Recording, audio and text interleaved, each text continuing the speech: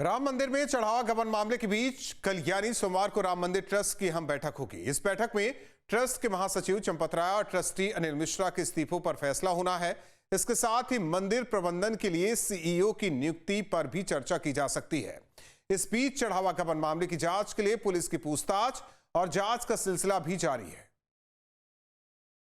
अयोध्या के राम मंदिर में चढ़ावा विवाद ने दुनिया भर के करोड़ों राम भक्तों को आहत किया। किसी ने सपने में भी नहीं सोचा होगा कि सनातन आस्था के शिखर पर स्थित इस मंदिर में चढ़ावे पर इस तरह का विवाद होगा। अब इस महापाप के दाग को धोने और मंदिर के प्रबंधन और निगरानी की व्यवस्था को मजबूत बनाने के लिए ट्रस्ट की एक अहम बैठक होने जा रही है, जिसमें कई बड़े फैसले लिए जा सकते हैं। अयोध्या दान चोरी विवाद मामला लगातार तूल पकड़ता जा रहा है। इसी बीच ट्रस्ट ने कल एक बड़ी बैठक अयोध्या में बुलाई है और इस बैठक में ट्रस्ट के जितने पदाधिकारी हैं वो शामिल होंगे। जो तमाम ट्रस्टी हैं पूरे देश के, जो ट्रस्ट के मेंबर हैं, कल की बैठक में मौजूद रहेंगे। माना जा रहा है कि कल की बैठक में जो ये पूरा प्रकरण है, इस प्रकरण को लेकर चर्चा होगी। हालांकि कल की बैठक इसलिए भी महत्वपूर्ण है क्योंकि माना जा रहा है कि जो कल की बैठक की अगुवाई होगी वो गोविंद देवगिरी, जो कि कोषाध्यक्ष हैं, वो करने वाले हैं। और ये पहली बार होगा कि ट्रस्ट के गठन के बाद चंपत राय ट्रस्ट की बैठक की अगुवाई नहीं करेंगे। दरअसल राम मंदिर के दान पात्रों से चढ़ावे की चोरी का मामला सामने आने के बाद से मंदिर प्रशासन की आंतरिक व्यवस्था सवालों के घेरे में है। विवाद बढ़ने के बाद महासचिव चंपत राय और ट्रस्टी अनिल मिश्रा इस्तीफा दे चुके हैं। यही वजह है कि श्री राम जन्मभूमि तीर्थ क्षेत्र ट्रस्ट के अस्तित्व में आने के बाद से इसे सबसे महत्वपूर्ण और संवेदनशील बैठक माना जा रहा है। बैठक में मुख्य रूप से महासचिव चंपत राय और सदस्य डॉक्टर अनिल मिश्रा के इस्तीफों पर फैसला, दान की गणना और गबन के आरोपों पर एसआईटी की अंतिम रिपोर्ट पर चर्चा, राम मंदिर में भविष्य की व्यवस्थाओं के संचालन और देखरेख पर विचार, वित्तीय वर्ष 2025-26 की बिना ऑडिट वाली बैलेंस शीट पर चर्चा और इसके अलावा अध्यक्ष की सहमति से अन्य कोई भी आवश्यक और महत्वपूर्ण विषय शामिल है। यही वजह है कि मणिराम दास छावनी के बंद कमरे में ट्रस्टियों की बैठक पर पूरे देश की नजर होगी। मंदिर में आने वाले करोड़ों भक्तों की आस्था सीधे तौर पर इस बात से जुड़ी है कि उनकी तरफ से अर्पित किया गया एक एक पैसा भगवान की सेवा और मंदिर के विकास में लगे। ऐसे में चढ़ावा के गबन के आरोपों ने ट्रस्ट की साख को जो ठेस पहुँचाई है, उसे बहाल करना इस बैठक का सबसे प्राथमिक और महत्वपूर्ण उद्देश्य है।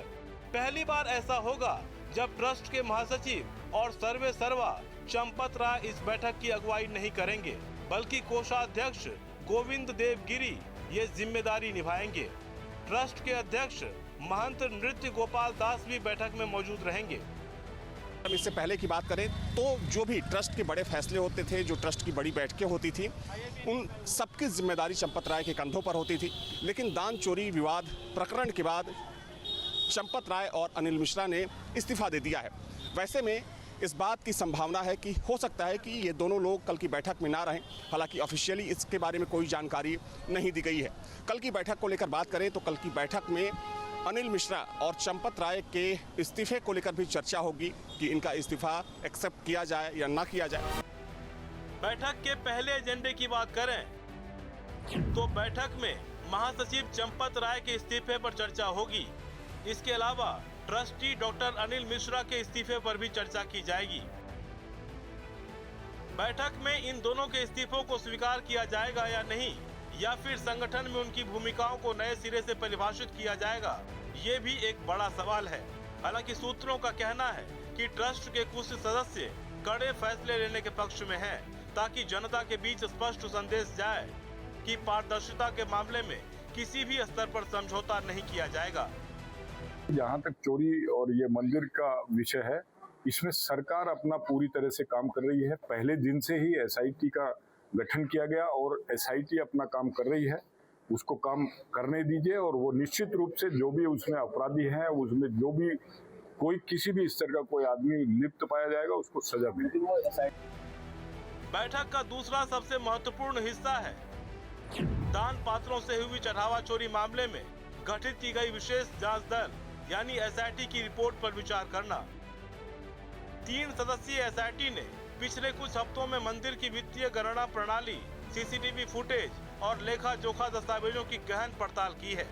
बैठक में सदस्यों के सामने एसआईटी की अंतरिम रिपोर्ट के मुख्य अंश ट्रस्टियों के सामने पढ़े जाएंगे और उन्हें उन खामियों से अवगत कराया जाएगा जिनका फायदा उठाकर चोरी को अंजाम दिया गया, जिससे ये भी साफ होगा कि पूरी घटना में केवल निचले स्तर के कर्मचारी शामिल थे या सिस्टम में बैठे कुछ बड़े चेहरों की भी भूमिका थी।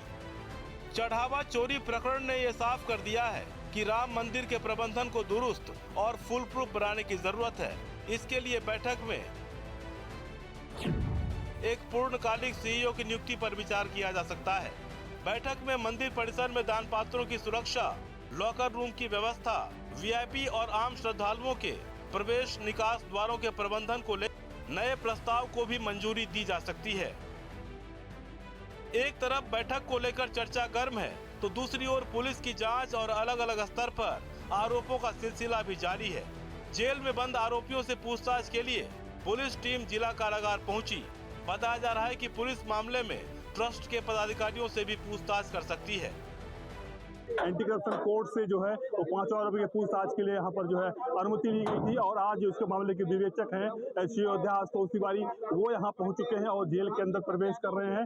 यहाँ पर जो बंद है टिन्नू यादव, उनके भतीजे मनीष यादव, लवकुश मिश्रा, सुभाष श्रीवास्तव और करुणेश पांडे से पूछताछ होगी। जिस तरह देखा जा रहा है कि अब जो है श्री अयोध्या अंदर जा चुके हैं। कुल मिला के जिस तरह देखा जा रहा है अब उनसे पूछताछ होगी। जिस तरह से अविनाश शुक्ला से पूछताछ हुई थी और उसके बाद से ही कुछ सुराग मिले थे और अब जो 5 आरोपी जेल में बंद हैं उनसे पूछताछ होगी और जो सुराग मिलेंगे उसके बाद इन 5 आरोपियों का कस्टडी रिमांड लेने की कोशिश करेगी।